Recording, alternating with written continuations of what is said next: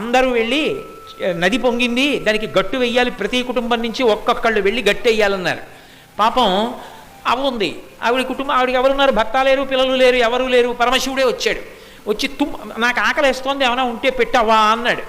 అంటే ఆవిడంది ఏమీ లేవు, తుంపులు ఉన్నాయ్యా అంది. పోనీ తుంపులే పెట్టన్నాడు. తుంపులు అంటే మీకు తెలుసా?